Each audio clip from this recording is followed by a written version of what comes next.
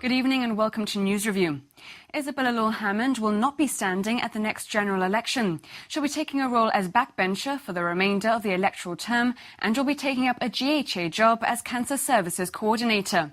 Her husband and GSC chairman, Trevor Hammond, has signalled his intent to stand as a candidate for the party at the next election. Mrs. L Hammond says the last few months have been life-changing for her due to medical reasons, which has caused her to reassess her life. She says she's been seeking alternative employment and this new role within the GHA will be giving her the opportunity to give something back to the community. She says she wants to thank Daniel Feetham and the GSD for their support and confidence. Meanwhile, Mr. Feetham says that after his own life-threatening experience, he understands that Isabella L Hammond wants a change of direction. He says he's entirely supportive of her decision and wishes her all the best. Meanwhile, it's been questioned whether Ms. L Hammond can remain an MP and also work for the GHA. According to senior officials asked by GBC, she will rank as a public servant when she takes up her appointment as the GHA's Cancer Services Coordinator. If confirmed, Ms. L Hammond would have to give up her parliamentary seat, triggering a by-election. The issue hinges on whether she would be considered a public servant or not. Gibraltar should not be an impediment to progress on the creation of a European single skies. This was one of the conclusions reached at by a debating forum at the Spanish EU Parliamentary Office. The forum consisted of Spanish politicians, MEPs and representatives of the aviation industry. One thing that was made clear during the debate is that Spain considers the single skies issue to be a big deal. And the figures raised are staggering. There are currently 27,000 flights flying over Europe on a daily basis. These are managed by 17,000 controllers in 66 centres in 31 European countries. The project is expected to produce a saving of €5,000 million in air traffic administrative costs. It aims to harmonise and avoid duplication of costs by concentrating air traffic control to just 9 blocks within the EU. The savings are also expected to be handed down to the 600 million passengers, although this could also mean a reduction in jobs, of which there are currently 200,000. PP MEP Luis de Grandes said it was important to highlight that the United Kingdom and Spain are allies. What can't happen, he said, is that Gibraltar is used as an excuse to block the project. Gibraltar, he added, cannot be the cause of lack of progress when there are so many political and economic benefits. Inés Ayala, an MEP for the Spanish Socialist Workers' Party, said the problem was one that needed to be solved bilaterally.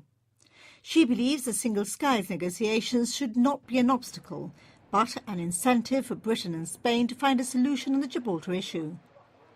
The Basque politician, Izaskun Bilbao, agreed and added that this needed to happen soon.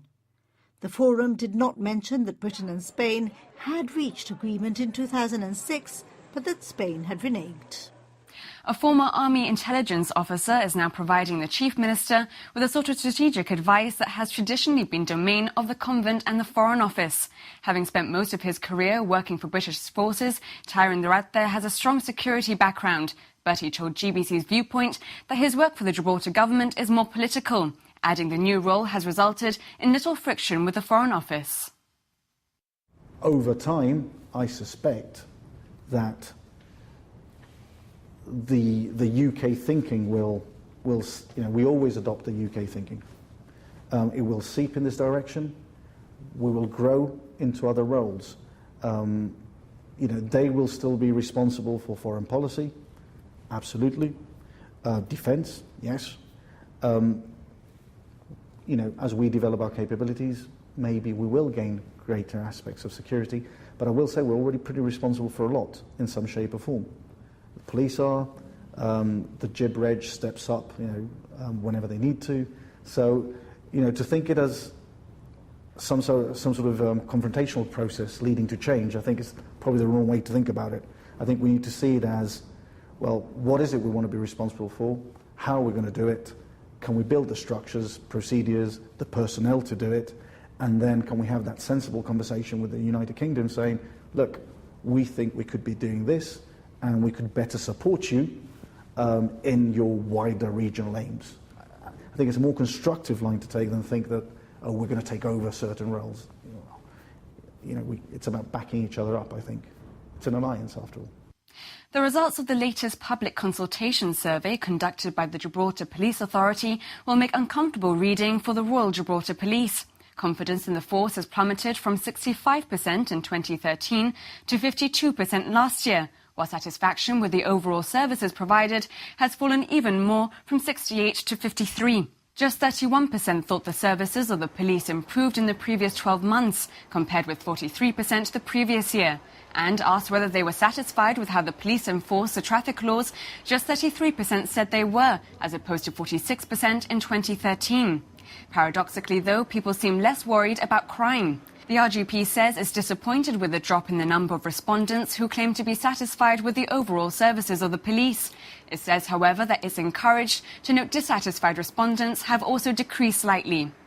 The RGP says it will work to ensure that the public increases its confidence in the force and becomes satisfied with the overall service provided. A 29-year-old man charged with possession of indecent photos of children appeared at the magistrate's court facing 2 additional charges. Colin Fisher has been charged for using a pseudonym while online and then encouraging another to participate in a pornographic performance involving children. He has also been charged with showing another 150 indecent photographs of children.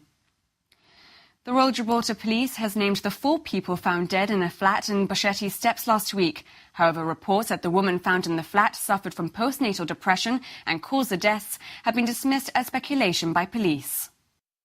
Apart from the names of the deceased, it's also been revealed that Miss Freeman and her previous partner, Mr. Christopherson, also have 2 other older children who were never in Gibraltar and therefore were not involved in the incident.